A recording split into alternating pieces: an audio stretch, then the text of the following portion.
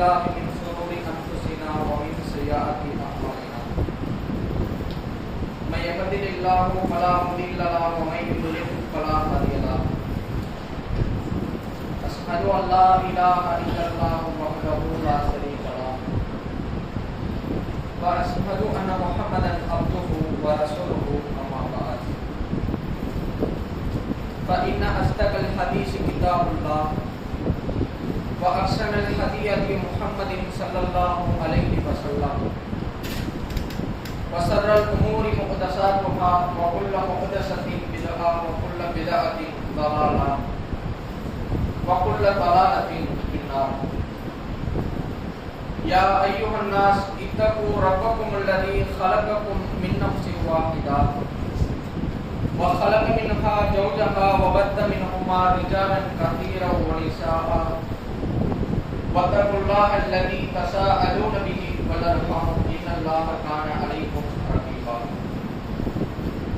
அகில உலகத்தை படைத்து பரிபாலிக்கக்கூடிய ஏக வல்லவன் அல்லாஹ்வின் சாந்தியும் சமாதானமும் நம் உயிரினும் மேலான நபிகள் நாயகம் ஸல்லல்லாஹு அலைஹி வஸல்லம் அவர்களின் மீதும் தன்னால் இயன்ற அளவிற்கு அவர்களை அப்படியே பின்பற்றி வாழ்த்து மறைந்த சத்திய சஹாபாக்கள் சஹாபிய பெண்மணிகளின் மீதும் குறிப்பாக ஜும்மாவுடைய தினத்தில் ஏக இறைவனை வணங்குவதற்காக இங்கு ஒன்று குழம்பி இருக்கிற இன்னும் ஒன்று குழம்ப இருக்கின்ற நம் மன்னவர்கள் அனைவர்களின் மீதும் தென்றென்றும் என்றென்றுமாக கண்ணியத்திற்குரிய எல்லாம் உள்ள அல்லாஹ்வின் நல்லடியார்களே, பெரியவர்களே, சகோதர சகோதரிகளே, அல்லாஹ் ரப்பல் ஆலமீன் இந்த உலகத்தில் மனிதர்களாக வாழ்ந்து கொண்டிருக்கக்கூடிய நமக்கு மத்தியில் அழகான பாடல்களையும் வழிமுறைகளையும் காட்டிக் கொடுத்து மனிதர்கள் பெரிதும் பாதிக்கப்படுகிற அவல நிலைக்கு தள்ளப்படுகிற பெரும் கேட்டை விட்டு காப்பாற்றுவதற்காக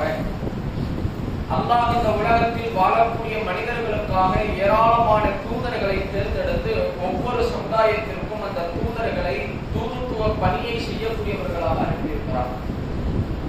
ஆதி மனிதர் ஆதம் அலைஹிஸ்ஸலாம் அவர்கள் காலம் தொட்டு இறுதி சமூகமாக இருக்கக்கூடிய நம்முடைய காலம் வரையிலையும் அல்லாஹ் எல்லா சமூகத்திற்கும் ஒரு தூதரை அனுப்பி தன்னுடைய மார்க்கமான வகை என்ற இறை செய்தியை கொடுத்து அந்த மக்களை நல்வழிப்படுத்துவதற்கான வேலையை ஒவ்வொரு காலகட்டத்திலும் இறைவன் செய்திருக்கின்றார்.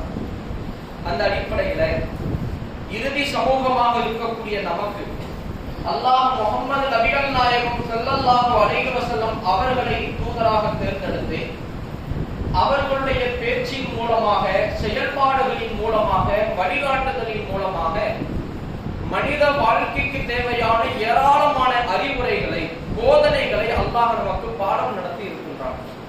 இறைவன் இந்த தூதர்கள் அனுப்பப்பட்ட விஷயத்தை பற்றி திருமறை குர்ஆனிலே சொல்லுகிற பொழுது இன்ன அர்சல்நாக பில் ஹக்கி பஸீரா வ நதீரா வலா துஸ்அலு அன் அஸ்ஹாபில் ஜஹீம். நபியே, உம்மை நற்செய்தி சொல்லக்கூடியவராகவும் எச்சரிக்கை செய்யக்கூடியவராகவும் உண்மையுடன் நாமே அனுப்பி வைத்தோம். நரகவாசிகளை பற்றி நீ விசாரிக்கப்பட மாட்டீர் என்று அல்லாஹ் தன் திருமறை குர்ஆனிலே சொல்லி காட்டுகிறார். ஒரு தூதரை எதற்காக நாம் அனுப்புகிறோம் என்றால் இந்த உலகத்தில் வாழக்கூடிய மக்களுக்கு இறைவனுடைய கட்டளைக்கு கீழ்ப்படிந்து ஒருவன் நடக்கும் பொழுது அவனுக்கு அல்லாஹ்வால் வழங்கப்படுகிற பரிசு என்ன என்ற நற்செய்தியை சொல்வதற்காகவும் தன்னுடைய வாழ்க்கையை அழகுபடுத்திக் கொள்வதற்கான அழகான செய்திகளை எடுத்து சொல்வதற்காக அல்லாஹ் தூதர்களை அனுப்பியிருப்பதாக திருமறை குர்ஆனிலே முதல் விஷயமாக பதிவு செய்கிறார். இரண்டாவது காரணம் என்ன? நீங்கள் செய்யக்கூடிய தீமைகளுடைய பாவத்தினுடைய விபரீதத்தை அல்லாஹ்வினுடைய தண்டனையை எடுத்து சொல்லி அந்த பாவத்தை விட்டு உங்களை எச்சரிக்கை செய்து தடுக்க வேண்டும் என்பதற்காக இந்த தூதரை அனுப்பியிருக்கிறேன் என்பதை அல்லாஹ் குர்ஆனிலே சொல்லி காட்டுவதை பார்க்க முடிகிறது. அப்ப இந்த உலகத்திலே நமக்கு அனுப்பப்பட்ட இந்த தூதர்மார்கள் நன்மையை ஏவி தீமையை தடுக்கக்கூடிய இந்த பணியை தன்னுடைய ஒட்டுமொத்த வாழ்க்கையின் பொழுதும் தொடராக கடைபிடித்திருக்கிறார்கள். அதில் அல்லாஹ்வுடைய தூதரை நீங்க எடுத்து பார்த்தீங்கன்னா பல்வேறு கோணங்களில் பல்வேறு சந்தர்ப்பங்களில் நமக்கு தேவையான அறிவுரைகளை வழங்கியிருக்கிறார்கள். ரசூலுல்லாஹ் மார்க்கத்தை மக்களிடத்துல சொன்ன நிலைகளை நம்ம எடுத்து பார்த்தோம்னா மக்கள் கூடக்கூடிய நேரங்களில் எல்லாம் அல்லாஹ்வுடைய சத்தியத்தை அவங்க இடத்துல சொல்லுவாங்க. சிறு பிள்ளைகள் இருக்கக்கூடிய இடங்கள்ல சொல்லுவாங்க. வேலை பார்க்கக்கூடிய கடை தெருவுகளுக்கு சென்றால் அந்த இடத்துல மார்க்கத்தை சொல்லுவாங்க. சில சந்தர்ப்பங்கள்ல சஹாபாக்களிடத்திலேயே தெரியாததை போன்று கேள்வி எழுப்பிவிட்டு அதற்கு பதிலளிக்கக்கூடிய வகையிலே மார்க்கத்தை சொல்வார்கள். இன்னும் சில ஒரு வழிமுறை இருக்கிறது. அது என்னவென்றால், அழகான உதாரணங்களை சொல்வதன் மூலமாகவும் நபிகள் நாயகம் ஸல்லல்லாஹு அலைஹி வஸல்லம் அவர்கள் இந்த மார்க்கத்தை சொல்லி இருக்கிறார். எடுத்துக்காட்டுகளை சொல்வதன் மூலம். இந்த எடுத்துக்காட்டுகளுடைய முக்கியத்துவம் என்ன தெரியுமா? இன்றைய காலம் வரையிலும் இன்னும் வரக்கூடிய காலங்களிலும் சரி, இந்த உதாரணங்கள் என்பது மனிதர்களுக்கு மத்தியில் அவர்களுடைய படிப்பில், கல்லூரி சார்ந்த இடங்களில், வேலை சார்ந்த தொழில்துறை சார்ந்த இடங்கள்ல உதாரணத்திற்கு அதிக முக்கியத்துவம் கொடுக்கப்படுகிறது. பள்ளிக்கூட பாட புத்தகங்கள் எடுத்து பாருங்க, நிறைய உதாரணங்களை சொல்லி இருப்பார்கள். காரணம் என்ன தெரியுமா? பிள்ளைகள் இலகுவாக ஒரு செய்தியை புரிந்து கொள்ள வேண்டும் என்பதற்காக, மனதில் ஆழமாக அந்த செய்தியை பதிய வைத்து நடைமுறைப்படுத்த வேண்டும் என்பதற்காக. பாடம் எடுக்கக்கூடிய ஆசிரியர்கள் கூட அதிகமான எடுத்துக்காட்டுகளை பிள்ளைகளுக்கு சொல்லி அந்த பாடத்தை நடத்துகிற பொழுது புரியாத செய்தி கூட, தெரியாத செய்தி கூட தெரிந்ததை வைத்து விளக்கும் பொழுது மனதிலே ஆழமாக பதிந்து விடும் என்கின்ற கோணத்தில் ரசூலுல்லாஹ் நிறைய செய்திகளை மக்களுக்கு சொல்லியிருக்கிறாங்க. அந்த அடிப்படையில இஸ்லாமிய மார்க்கத்தில் நம்முடைய வாழ்க்கைக்கு தேவையான பல்வேறு உதாரணங்கள் மார்க்கத்தில் சொல்லப்படுது. உதாரணத்திற்கு மார்க்கத்தில் முக்கியத்துவம் வழங்கப்படுகிறது. எந்த அளவிற்கு தெரியுமா? அல்லாஹ் திருமறை குர்ஆனிலே நமக்கு சொல்லி காட்டுகிறான். இன்னல்லாஹ லா யஸ்தஹி ஐ யதரிப மஸலம் மா பகூதத்தன் ஃபமா ஃபௌகஹா. கொசுவையோ அதைவிட அற்பமானதையோ உதாரணமாக சொல்வதற்கு அல்லாஹ் வெட்கப்பட மாட்டான். அல்லாஹ் சொல்லக்கூடிய வார்த்தையை பாருங்க. கொசு என்பது நம்முடைய பார்வையில் ரொம்பவும் அற்பமான ஒரு படைப்பு. அது தன்னை அண்டிவிடக் கூடாது என்பதற்காக எத்தனையோ வகையான ஏற்பாடுகளை செய்கிறோம். ஆனால் அல்லாஹ் சொல்லுகிறான், இந்த கொசுவையோ அதைவிட அற்பமானதையோ உதாரணமாக சொல்வதற்கு நான் வெட்கப்பட மாட்டேன். ஏன் தெரியுமா? அல்லாஹ் அந்த வசனத்தினுடைய தொடர்ச்சியில் சொல்லுகிறான், ஃபஅம்மல்லதீன ஆமனூ வயஅலமூன அன்னஹுல் ஹக்கு மிர் ரப்பிஹிம்.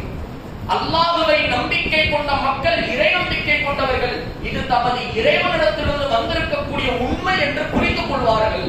எப்படிப்பட்ட ஒரு பாடம் பாருங்க. அல்லாஹ் இந்த மார்க்கத்தின் மூலம் ஒரு உதாரணத்தை நமக்கு சொல்றானா, சும்மா சொல்லலையா? அல்லாஹ்வை நம்பிக்கை கொண்ட இறை நம்பிக்கையாளர்களுக்கு ஒரு வழிகாட்டுதலை இந்த உதாரணத்தில் வைத்திருக்கிறானாம். ஒரு பாடத்தை இந்த உதாரணத்தில் வைத்திருக்கிறானாம். இறைவனை நம்பிக்கை கொண்ட மக்கள் இதன் மூலமாக ஒரு விஷயத்தை, ஒரு செய்தியை, தக்க வழிமுறையை அல்லாஹ் எனக்கு சொல்ல இருக்கிறான் என்று அவர்கள் புரிந்து கொள்வார்கள், நம்பிக்கையாளர்கள் அறிந்து கொள்வார்கள் என்று இந்த வசனத்திலே இறைவன் சொல்கிறான். மேலும் அந்த வசனத்திலே இறைவன் குறிப்பிடுகிறான், வஅம்மல்லதீன கஃபரு ஃபயகூலூன மாதா அராதல்லாஹு பிஹாதா மஸலா. அதுவே அல்லாஹ்வை மறுக்கக்கூடிய இறை மறுப்பாளர்கள் இருக்கிறாங்கல்ல, அவங்க சொல்றாங்க, இதையெல்லாம் உதாரணமாக சொல்வதன் மூலம் அல்லாஹ் எதைத்தான் நாடுகிறான் அப்படின்னு கேட்கிறான். இந்த கொசுவ உதாரணமா சொல்றது முடியுமா? அப்படி என்னதான் சாதிச்சிட முடியும் அப்படின்னு இறை மறுப்பாளர்கள், அல்லாஹ்வை நம்பாதவர்கள் நினைக்கிறார்கள். சொல்லிவிட்டு அந்த உதாரணத்தினுடைய பவர் என்ன, அதை அந்த வசனத்தினுடைய தொடர்ச்சியில் இறைவன் சொல்லுகிறான், யுதில்லு பிஹி கதீரஹு வ யஹ்தி பிஹி கதீரா. இந்த உதாரணங்களை சொல்வதன் மூலம் அல்லாஹ் பல ஆட்களை வழிகேட்டில் விட்டு விடுகிறான், பல ஆட்களுக்கு நேர்வழியும் காட்டுகிறான். எப்படிப்பட்ட ஒரு பவர்னு பாருங்க. இந்த மார்க்க செய்தியை ஒரு உதாரணத்தை சொல்லி நாம் புரியும் பொழுது, உதாரணங்களின் மூலம் மார்க்கத்தை அறிந்து கொள்ளும் பொழுது அதற்கு மார்க்கம் கொடுக்கக்கூடிய முக்கியத்துவம் என்ன? பல ஆட்கள் ஹிதாயத்து பெறுவதற்கு, நேர்வழிக்கு வருவதற்கு இந்த உதாரணம் ஒரு முக்கியமானதாக இருக்கிறது. கடந்த காலங்களில் பார்த்திருக்கிறோமா இல்லையா? என்னதான் பல செய்திகளை நாம் சொன்னாலும் கூட நமக்கு புரிவதை போன்று இலகுவான உதாரணங்களை சொல்லி விளக்கப்பட்ட சொற்பொழிவுகள் தான் பல ஆட்களை நேர்வழிக்கு கொண்டு வந்திருக்கிறது. மறுக்க முடியாத உண்மை. அப்ப இந்த உதாரணத்திற்கு அல்லாஹ் அவ்வளவு பெரிய பவர் வச்சிருக்காங்க. நம்ம மார்க்கத்துல பார்க்கும் பொழுது இன்றைய காலகட்டத்தில் வாழக்கூடிய மனிதனுடைய வாழ்க்கைக்கு தேவையான பல்வேறு உதாரணங்கள் நமக்கு நபிகளார் சொல்லி இருக்கிறார், அல்லாஹ் சொல்லி இருக்கிறார். என்ன தேவை, என்ன உதாரணங்கள் அப்படின்னு பார்த்தா, இந்த காலத்துல வாழக்கூடிய மனிதர்கள் குடும்ப ரீதியாக, பொருளாதார ரீதியாக, இன்றைய காலகட்டத்தில் இருக்கக்கூடிய பல்வேறு காரணங்களால் பல்வேறு சோதனைகளுக்கு ஆட்படுத்தப்படுகிறார்கள்.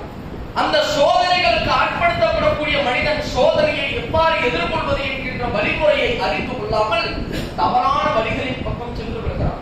தன்னுடைய உயிரையே மாய்த்துக் கொள்கிறான். பாதை மாறி சென்று விடுகிறான். இப்படி இருக்கக்கூடிய நேரத்தில் ஒரு சோதனை தனக்கு வந்தால் ஒரு முஸ்லிம் எப்படி நடந்து கொள்ள வேண்டும், அதை எதிர்கொள்வதற்கான வழிமுறை என்ன, அதை பொறுத்துக் கொள்வதற்கான வழிமுறை என்ன என்கின்ற ஏராளமான பாடத்தை அல்லாஹ் நமக்கு இந்த மார்க்கத்தின் மூலமாக நபிகளால் கூறிய சில உதாரணங்களின் மூலமாக வழிகாட்டுதல்களை வழங்கியிருக்கிறார். முதலில் நாம் ஒரு அடிப்படையை புரிந்து கொள்ள வேண்டும். இந்த உலகத்தினுடைய வாழ்க்கை என்பது ஏதோ சந்தோஷமாக மட்டுமே வாழக்கூடிய ஒரு வாழ்க்கை அல்ல. ஒரு பாதையில் கரடுமுரடாக இருப்பதை போல மனிதனுடைய வாழ்க்கை இன்பமும் துன்பமும் நிறைந்ததாகத்தான் இருக்கும். அல்லாஹ் அப்படித்தான் ஒரு வாழ்க்கையை நமக்கு இந்த உலகத்தில் கொடுப்பார். இறைவன் திருமறை குர்ஆனிலே சொல்லி காட்டுகிறான், وَلَنَبْلُوَنَّكُمْ بِشَيْءٍ مِنَ الْخَوْفِ وَالْجُوعِ وَنَقْصٍ مِنَ الْأَمْوَالِ وَالْأَنْفُسِ وَالثَّمَرَاتِ وَبَشِّرِ الصَّابِرِينَ. ஓரளவு அச்சத்தால் பசியால் உங்களுடைய செல்வங்களையும் உயிர்களையும் பலன்களையும் சேதப்படுத்தி நாம் சோதிப்போம். வபஷிரி சாபிரீன், பொறுத்து கொண்டவர்களுக்கு நற்செய்தி கூறுங்கள் என்று அல்லாஹ் குர்ஆனிலே சொல்லி காட்டுகிறான். உலகத்துல சோதனை வரும், பயத்தை கொண்டு சோதனை வரும். என்னுடைய எதிர்காலம் என்ன, பிள்ளைகளுடைய எதிர்காலம் என்ன, என்னுடைய பொருளாதாரத்தினுடைய நிலை என்ன, அல்லாஹ் உள்ளத்துல பயத்தை கொண்டு சோதனையை ஏற்படுத்துவான். பசியால் சோதிப்பான், பொருளாதாரத்திலே மிகப்பெரிய அடியை ஏற்படுத்தி சோதிப்பான், உயிருக்கு உயிராக நேசிக்கக்கூடிய குடும்பத்தில் இருக்கக்கூடிய ஒருவரை பறித்தல்லாக சோதிப்பான். பல்வேறு கோணங்களில் இந்த உலகத்தில் வாழ்கிற மனிதர்களுக்கு சோதனை வரும் என்று அல்லாஹ் உத்தரவாதம் அளிக்கிறான். யார் இதை பொறுத்துக் கொள்கிறார்களோ, அந்த சோதனையை எதிர்கொள்வதற்கான வழிமுறைகளை அறிந்து கொள்கிறார்களோ, வபஷிரி சாபிரீன், அப்படிப்பட்ட அந்த பொறுமையாளர்களுக்கு நற்செய்தி சொல்லுங்க. நற்செய்தினா என்ன? இந்த உலகத்திலும் வெற்றி உண்டு, மறுமையிலும் வெற்றி உண்டு என்ற நற்செய்தி. நம்ம பொறுத்துக் கொண்டோமா? பொறுமையாக இருப்பதற்கான வழியை புரிந்துகிட்டோமா? பல மக்களுக்கு தெரியல, தவறான வழிகளில் சென்று கொள்வோம். ஒரு விஷயத்தை நன்றாக நம்ம புரிந்து கொள்ள வேண்டும். இந்த உலகத்துல பல்வேறு கோணங்களில் நமக்கு சோதனை வருவதனுடைய நோக்கம் என்ன தெரியுமா? அடிப்படை காரணம் என்ன தெரியுமா? அல்லாஹ் நம்பிக்கையாளர்களுக்கு அதுல ஏராளமான பாடங்களை சொல்லிக் கொடுக்கிறான். இந்த உலகத்துல நான் நேசிக்கக்கூடிய ஒன்று தொடராக என்னோடு பயணிக்காமல் திடீர்னு என்னை விட்டு போயிடும். நமக்கு பிடித்தமான ஒருத்தவங்க நம்மளை விட்டு மறந்துச்சிருவாங்க. நல்ல பிசினஸ்ல நல்ல ஒரு நிலையில போய்கிட்டு இருப்போம், திடீர் என்று பொருளாதாரம் அடினா ஒரு அடி, மிகப்பெரிய அடி, மிகப்பெரிய ஒரு இழப்புக்கு உள்ளாயிரும். அல்லாஹ் எதை சொல்லிக் கொடுக்கிறான் தெரியுமா? இந்த உலக வாழ்க்கை நிரந்தரம் இல்லை என்கின்ற பாடத்தை சொல்லிக் கொடுக்கிறான். நீ மறுமையை நம்பிக்கை கொண்டிருக்கிறாய். இந்த உலகத்தினுடைய வாழ்க்கை என்பது எதுவும் நிலையானது அல்ல, நிரந்தரமானது அல்ல என்பதை என்னுடைய வாழ்க்கையில் நடக்கக்கூடிய சிறு சிறு இழப்புகள் மூலமாக, சோதனைகள் மூலமாக நம்பிக்கையாளர்களுக்கு பாடம் நடத்துகிறார். இன்னும் நீங்கள் பார்க்கலாம், பலர் தீமைகளில் மூழ்கி கிடக்கும் பொழுது பாவத்திலேயே அவர்கள் உலகத்தினுடைய இந்த அருளை பெற்று தீமையை நோக்கி சென்று கொண்டிருக்கும் பொழுது அவர்களை அல்லாஹ்வை நோக்கி வரவைக்க வேண்டும் என்பதற்காக அல்லாஹ் அவர்களை சோதிப்பார். இப்படி பல்வேறு கோணங்கள்ல மனிதர்களுக்கு சோதனைகள் வரும். அந்த சோதனைகள் வருகிற பொழுது ஒருவன் எப்படி இருக்க வேண்டும் என்கின்ற வழிமுறையை அல்லாஹ்வுடைய தூதர் அவர்கள் அழகான ஒரு உதாரணத்தை சொல்லி நமக்கு புரிய வைக்கிறார். சஹீஹுல் புகாரியில் நீங்கள் பார்க்கலாம், ரசூலுல்லாஹ் சொன்னாங்க, அல்லாஹ்வை நம்பிக்கை கொண்டவர்களுடைய நிலை எப்படிப்பட்டது தெரியுமா? இளம் தளிர் பயிருக்கு ஒப்பானது. அன்று முளைக்கக்கூடிய ஒரு புல் செடி, ஒரு இளம் தளிர் பயிருக்கு இறை நம்பிக்கையாளருடைய நிலை ஒப்பானதாக இருக்கிறது. ஏன்?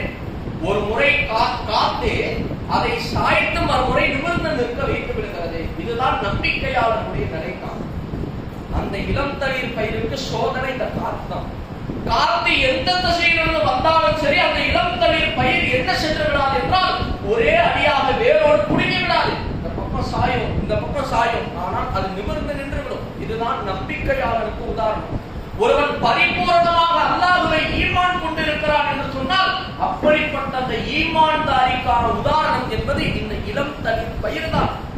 இதிலிருந்து ஒருவன் பாடம் கற்றுக் கொள்ள வேண்டும். எப்படிப்பட்ட சோதனைகள் ஒருவனுக்கு வந்தாலும் சரி, அவன் உறுதியோடு இருக்கும். ஒரே அடியாக செத்துவிடக் கூடாது, ஒரே அடியாக சார்ந்திடக்கூடாது. ரசூலுல்லாஹ் அந்த செய்தியினுடைய தொடர்ச்சியிலே சொன்னார்கள், நயவஞ்சகனின் உதாரணம் தேவதார மரத்திற்கு ஒப்பானது.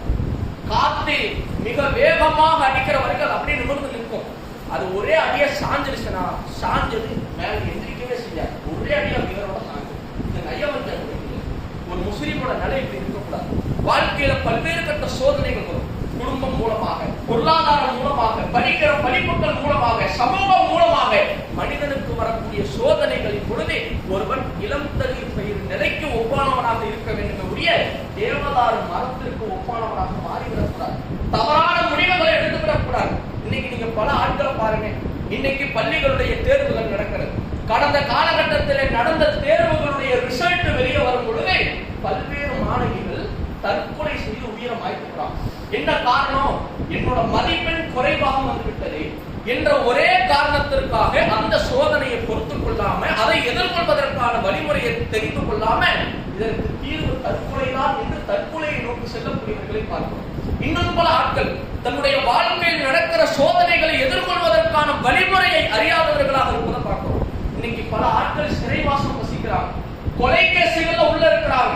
என்ன காரணத்திற்காக, எதற்காக உள்ள போனாங்கன்னா திட்டமிட்டு செய்யப்பட்ட கொலையார் வந்த கோபத்தால் நடந்த நிகழ்வால் என்ன செய்வது என்று தெரியாமல் கொலை செய்துவிட்டு சிறைசாலையில வாழ்க்கையை தொலைச்சிட்டு ஐயோ இப்படி ஆயிடுச்சே அப்படின்னு வாழ்க்கையை தொலைச்சிட்டு புலம்பிட்டு இருக்கிறத பார்க்க முடியும்.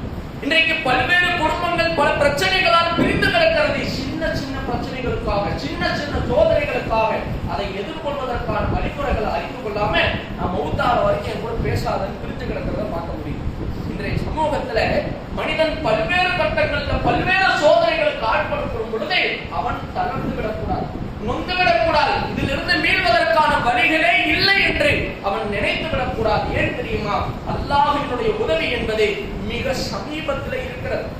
அல்லாஹ் இந்த உலகத்திலே நமக்கு ஒரு உறுதிமொழியை கொடுத்திருக்கிறான்.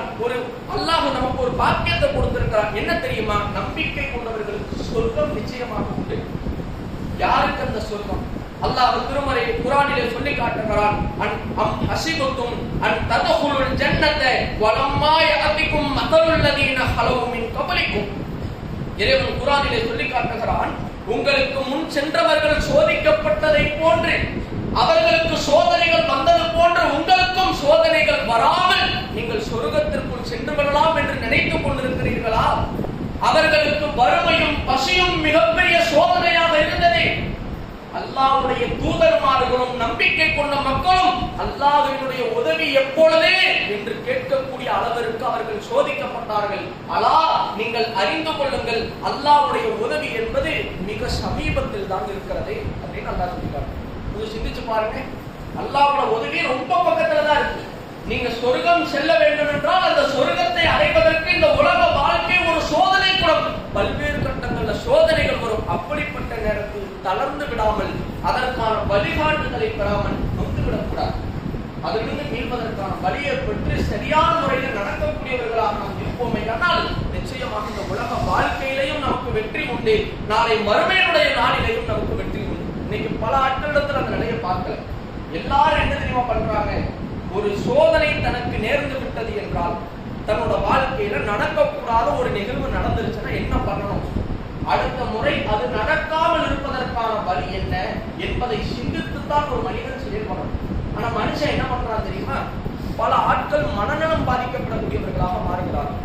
சில ஆய்வு தகவல்கள் சொல்லுகிறது, அதற்கு அடிப்படையான காரணம் என்னவென்றால், தன்னுடைய இறந்த காலத்தில் நடந்த ஒரு சோதனைக்குரிய ஒரு நிகழ்வை ஒரு மனிதன் நினைத்து நினைத்து இப்படி ஆகிவிட்டதே என்று வருந்தி வருந்தி மனநலம் பாதிக்கப்பட்டவனாக மாறுகிறான். இப்படி பல பேர் மாறி போறதுக்கு என்ன காரணம்? கடந்த காலத்தில் நடந்த ஒரு சோதனைய கடைசி வரைக்கும் பேசிக்கிட்டே இருப்பாங்க, கடைசி வரைக்கும் நினைச்சுக்கிட்டே இருப்பாங்க. இது ஒரு நம்பிக்கையாளனுடைய அறிவார்ந்த ஒரு மனிதனுடைய செயலா இருக்கக்கூடாது. நல்லா யோசிச்சு பாருங்க. ஒண்ணு நடந்துருச்சு, நடந்ததை நடக்காமல் ஆக்கக்கூடிய அதிகாரம் இங்க யாருக்காச்சும் இருக்காங்க? ஒரு சோதனை நடந்துருச்சு, ஒரு பொருள் நம்ம கையை விட்டு போயிருச்சு, அது இழந்துட்டோம், இழந்ததை இழக்காம ஆக்க முடியுமா? ஒருத்தரை திட்டிட்டோம், அடிச்சுட்டோம், அடிச்சதை அடிக்காம ஆக்க முடியுமா? ஒண்ணு நடந்ததை நடக்காமல் ஆக்குகிற அதிகாரம் யாருக்குமே கிடையாது. ஆனா மனுஷன் என்ன பண்றான் தெரியுமா? நடந்ததுதான் பத்தி பேசிக்கிட்டே இருக்கான். இது நடந்துருச்சு, அது ஆயிருச்சு, இப்படி ஆயிருச்சு, அது ஆயிருச்சு, எப்போ பார்த்தாலும் இதுதான் பேச்சு. என்னைக்காவது இந்த சிந்தனை, இந்த தடவை நடந்துருச்சு, அடுத்த முறை நடக்காமல் இருப்பதற்கான வழி என்ன என்பதை சிந்தித்து நாம் செயல்பட்டோமா? அப்படிப்பட்ட செயல்பாடு. ஒரு பிரச்சனை வந்துவிட்டது என்றால், ஒரு சோதனை தனக்கு நடக்கிறது என்றால் அதிலிருந்து மீள்வதற்கான ஆக சிறந்த வழி என்னவென்றால், நடந்ததை நினைத்துக் கொண்டே நம்முடைய வாழ்க்கையை தொலைத்து விடாமல் அதற்கு அடுத்த கட்டம் எதிர்காலத்தில் அது நடக்காமல் இதைவிட சிறந்த வழியை பெறுவதற்கான ஒரு முறையைத்தான் ஒரு மனிதன் கையாள வேண்டுமே ஒழிய நடந்ததை நினைத்துக் கொண்டே இருந்தால் நம்முடைய வாழ்க்கை ஒன்றும் இல்லாமல் போயிருக்கிறது. இன்னைக்கு பல மனிதனுடைய வாழ்க்கை அப்படித்தான், எந்த நேரத்திலும் உறுதியாக இருக்கும். அல்லாஹ்வுடைய தூதர் நபிகள் நாயகம் ஸல்லல்லாஹு அலைஹி வஸல்லம் அவர்கள் இன்னொரு உதாரணத்தை சொல்கிறார்கள். அல்லாஹ்வை நம்பிக்கை கொண்ட நம்பிக்கையாளருடைய நிலை இதோ இந்த மரத்திற்கு ஒப்பானதே அப்படின்னா, என்ன மரம்? பேரீச்ச மரம். அந்த மரத்திற்கு ஒப்பானதாகத்தான் நம்பிக்கையாளர்களுடைய நிலை இருக்கிறது. ஏன்? கோடை காலம் வந்தாலும் சரி, மழைக்காலம் வந்தாலும் சரி, குளிர்காலம் வந்தாலும் சரி, அந்த பேரீச்சம்பழம் மரம் தன்னுடைய இலைகளை உதிர செய்வதே கிடையாது. அவ்வளவு உறுதியாக வைத்துக் கொள்ளும். இதுதான் நம்பிக்கையாளர்களுக்கு உதாரணம். உங்களுக்கு பல சோதனைகள் வரும், பல்வேறு கஷ்டங்கள் வரும். இன்னும் சொல்ல போனால் இந்த உலக வாழ்க்கையே நம்மை சோதிப்பதற்கு தான். பொருளாதாரத்தை நிறைவாக கொடுத்தாலும் சரி, குறைவாக கொடுத்தாலும் சரி, ஆரோக்கியத்தை நல்ல அல்லாஹ் வாரி கொடுத்திருந்தாலும் சரி, ஆரோக்கியத்தை இழந்து பல நோய்களை கொடுத்திருந்தாலும் சரி, இந்த உலக வாழ்க்கையில் அல்லாஹ் நம்மை சோதிப்பதற்கு தான் அனைத்தையும் கொடுத்திருக்கிறான் என்று ஒரு நம்பிக்கையாளர் புரிந்து கொள்ளும் பொழுது எப்படிப்பட்ட சோதனை வந்தாலும் தவறான வழியில் பக்கம் செல்ல மாட்டார், தவறான முடிவை எடுத்து தற்கொலை செய்து விட மாட்டார். பொறுமை காத்து சரியான வழிகாட்டுதலை பெற்று அதன் அடிப்படையில் அவன் நடக்கக்கூடியவனாக மாறும். அதுதான் பொறுமை. பொறுமைக்கான அளவுகோல் என்பது சரியான வழிகாட்டுதலை பெற்று அதன் அடிப்படையில் நடப்பது. அல்லாஹ் திருமறை குர்ஆனிலே சொல்லி காட்டுகிறான், யா அய்யுஹல்லதீன ஆமனுஸ்தஈனு பிஸ்ஸப்ரி வஸ்ஸலாஹ் இன்னல்லாஹ மஅஸ்ஸாபிரீன். ஈமான் கொண்ட மக்களை அழைக்கும் போது அல்லாஹ் எப்படி அழைக்கிறான் பாருங்க. நம்பிக்கை கொண்ட மக்களே, நீங்கள் பொறுமையின் மூலமும் தொழுகையின் மூலமும் உதவி தேடுங்கள். பொறுமையாளர்களுடன் அல்லாஹ் இருக்கிறான்.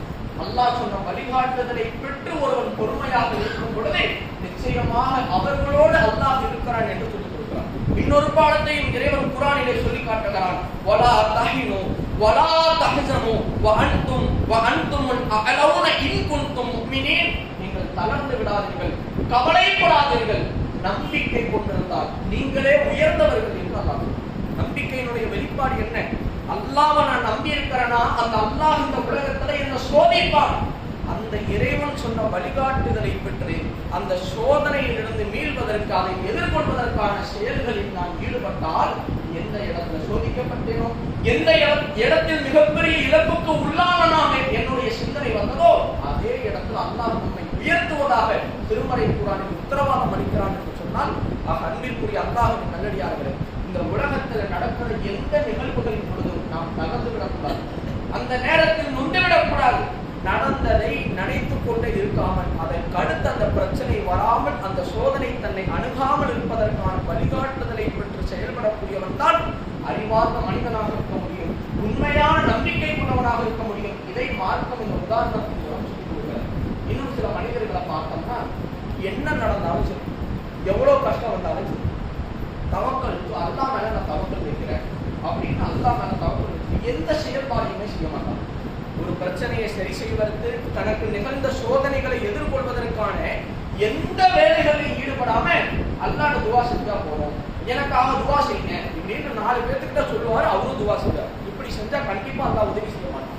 நிர்பந்தமான சூழ்நிலை, செய்வதற்கு எந்த வேலைகளுமே இல்லை, ரொம்ப இக்கட்டான நிலை அப்படின்னு அல்லாஹ்ட்ட உதவி செய்யணும், அல்லாஹ் கண்டிப்பாக உதவி செய்வான், அதுல மாற்று கருத்து இல்லை. ஆனால் ஒரு பிரச்சனையை சரி செய்வதற்கான ஆரோக்கியம், ஆற்றல் தனக்கு இருந்தும் எந்த வேலையுமே செய்யாம அல்லாஹ் பார்த்துக்குவான்னு உட்கார்ந்தா கண்டிப்பா அல்லாஹ் உதவி செய்யவே மாட்டான். திருமறை குர்ஆனில் அல்லாஹ் சொல்கிறான், ஒரு சமூகம் தன்னை மாற்றிக்கொள்ளாத வரைக்கும் அல்லாஹ் அந்த சமூகத்துக்கு எந்த ஒரு மாற்றத்தையும் கொடுக்க மாட்டான். நீங்க மாற்றணும், நீங்க முயற்சி செய்யணும். அதனாலதான் ரசூலுல்லாஹ்வோட காலத்துல நடந்த ஒரு நிகழ்வு பாருங்க. அல்லாஹ்வுடைய தூதர் நபிகள் நாயகம் ஸல்லல்லாஹு அலைஹி வஸல்லம் மக்கமா நகரத்தில் இருக்கும் பொழுது மக்கத்து காப்பீர்களால் இந்த இஸ்லாத்தை பிரச்சாரம் செய்யும் பொழுது பல்வேறு கட்ட சோதனைகளுக்கு ஆட்படுத்தப்பட்டார். பல்வேறு இடர்பாடுகளை எதிரிகள் நபிகள் நாயகத்துக்கு கொடுத்தாங்க, சஹாபாக்களுக்கு கொடுத்தாங்க. சஹாபாக்களால் அந்த துன்பங்களை பொறுத்துக் கொள்ள முடியல, தாங்க முடியல, மிக கடுமையான துன்பம். ஓடி வந்து அல்லாஹ்வுடைய தூதரிடத்துல வந்து நிற்கிறார். அல்லாஹ்வுடைய தூதரே, இந்த மக்கத்து காப்பீர்கள், இந்த எதிரிகள் இஸ்லாத்தை ஏற்றுக்கொண்ட ஒரே காரணத்திற்காக எங்களுக்கு கொடுக்கக்கூடிய இந்த துன்பங்களை எங்களால் பொறுத்துக்க முடியல. நீங்க அல்லாஹ்வுடைய தூதர், எங்களுக்காக அல்லாஹ்விடத்துல நீங்க பிரார்த்தனை செய்யுங்க, துஆ செய்யுங்க. உங்களுடைய துஆவை அல்லாஹ் கபூலாக்கி இந்த எதிரிகளிடத்துல எனக்கு பாதுகாப்பு கொடுப்பார்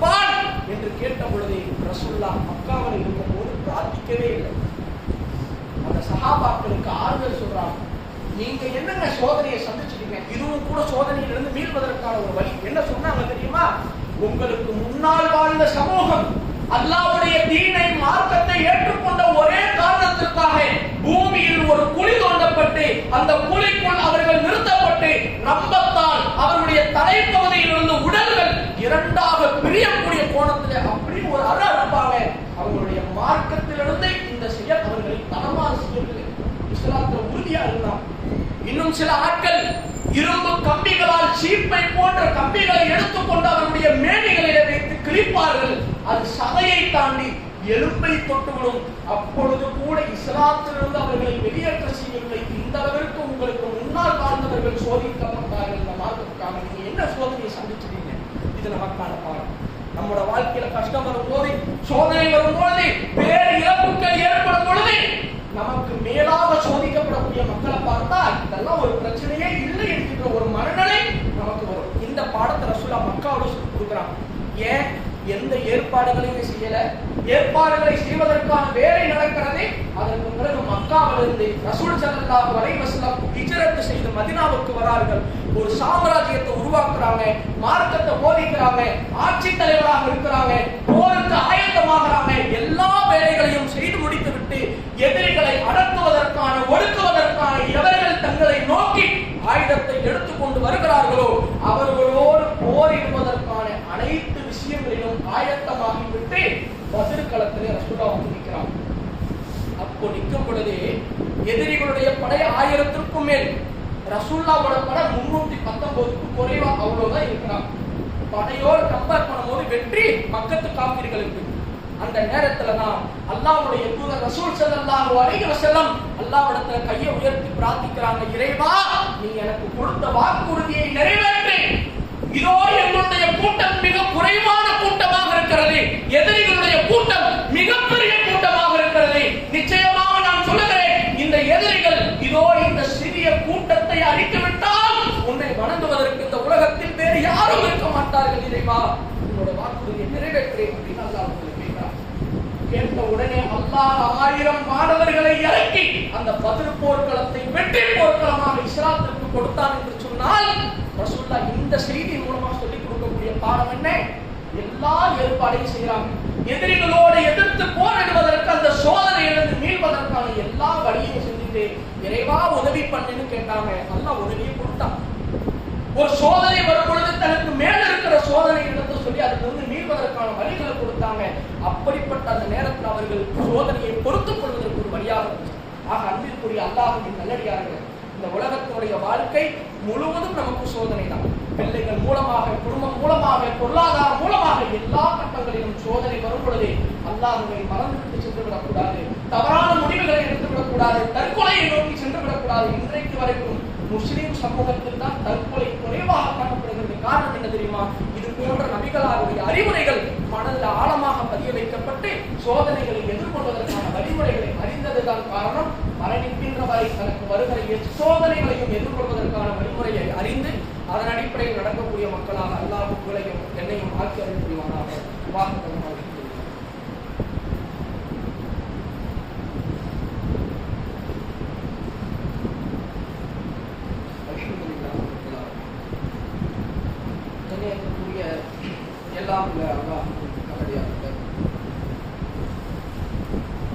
பள்ளிக்கூட மாணவ மாணவிகளுக்கு பள்ளிகள் விடுமுறை விடுவதற்கு இன்னும் சில நாட்கள் மட்டும்தான் இருக்கிறது.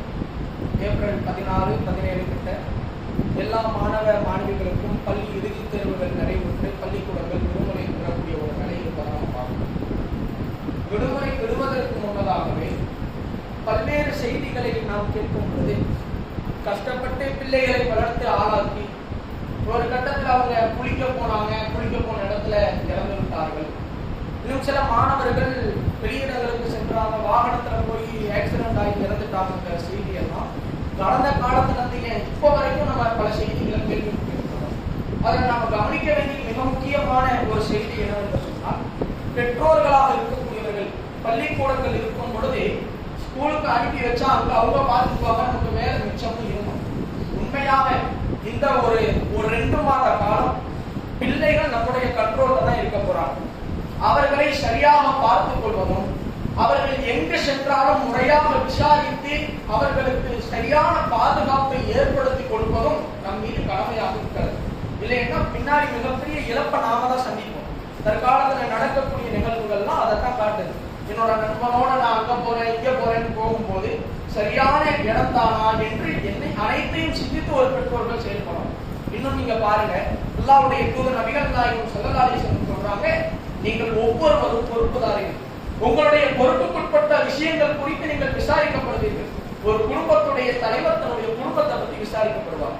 ஒரு தாய் தன்னுடைய பிள்ளைகளுக்கு பொறுப்பாளர், பிள்ளைகளை பற்றி விசாரிக்கப்படுவார் என்று ரசூல் ஸல்லல்லாஹு அலைஹி வஸல்லம் காட்டி கொடுக்கிறாங்க. அப்ப அவங்கள நாம முறையான வழிகாட்டுதலோடு இந்த மாதத்துல இந்த விடுமுறை நாட்களை கழிக்கணும். உலக கல்விக்கு நாம என்ன செய்வோம்னா, பள்ளிக்கூடம் இருக்கக்கூடிய நேரத்துல அதிக முக்கியத்துவம் கொடுத்தோம். சரியான மார்க்கத்திற்கு கூட மதரசாக்களுக்கு கூட அனுப்ப மாட்டோம். ஏன்? உலக கல்வியை கத்துக்கணும். அல்லாஹ்வோட சரியான ஒரு மார்க்கத்தை அறிந்த பிள்ளைகளாக நம்முடைய பிள்ளைகள் வளர்வார்கள் என்று சொன்னால் நிச்சயமாக அது அவருடைய இம்மை மறுமை வாழ்க்கைக்கு உகந்ததாக இருக்கும் என்ற அடிப்படையை நீங்க கவனத்துல கொண்டு இந்த விடுமுறை நாட்களில் பயனுள்ள வகையில் கோடைக்கால பயிற்சி வகுப்புகள் நம்முடைய ஜமாத் சார்பா பல இடங்கள்ல இன்ஷா அல்லாஹ் நடத்துவாங்க. அப்படி நடத்தினாங்கன்னா அதுல நீங்கள் பங்கெடுக்க செய்து சரியான ஒரு மார்க்க கல்வியை நீங்க சொல்லிக் கொடுங்க. வெயிலுடைய தாக்கங்கள் அதிகமாக இருக்கிறதா, நீர் சத்து மிகுந்த உணவுப் பொருட்கள் உங்களுடைய பிள்ளைகளுக்கு நீங்க என்ன செய்யுங்க, அதிகமாக கொடுங்க. காலையில ஒரு 11 மணியிலிருந்து 3:30 மணி 4 மணி வரைக்கும் வெயிலுடைய உஷ்ணங்கள் அதிகமாக இருக்கும். அப்படிப்பட்ட நேரங்களில் வெளியே செல்றதை தவிர்த்துக்கிட்டு ஏதாவது உடலுக்கு தனக்கு தேவையான சில பயிற்சிகளை கற்றுக்கொள்ளக்கூடிய வகையில எஜுகேஷன் சம்பந்தமான பல பயிற்சிகள் இருக்கிறது. அதற்கெல்லாம் அனுப்பி வச்சு நல்ல ஒரு பாடங்களை உங்களுடைய பிள்ளைகளுக்கு கற்றுக்கொள்ளுங்க. அதிலும் குறிப்பாக பிள்ளைகள் வீட்டுகளில் முடங்குகிற பொழுது முழுவதுமாக செல்போனுக்கு அடிமையாகக்கூடியவர்களாக மாறுவார்கள். இந்த விஷயத்திலும் பெற்றோர்கள் கூடுதல் கவனம் செலுத்தி அவர்களை அந்த திசையில் செல்ல விடாமல் வேற ஒரு வழிகாட்டுதல் கொடுத்து நம்ம வேலையை நம்ம பார்ப்போம், அவன் வேலையை அவன் பார்க்கணும் விட்டுறாம நம்முடைய பிள்ளைகளை நல்லொழுக்கம் மிகுந்த பிள்ளைகளாக கவனிக்கக்கூடிய மக்களாக அல்லாஹ் உங்களையும் என்னையும் ஆக்கிய புரிவாராக. வாக்குத்தவர்கள்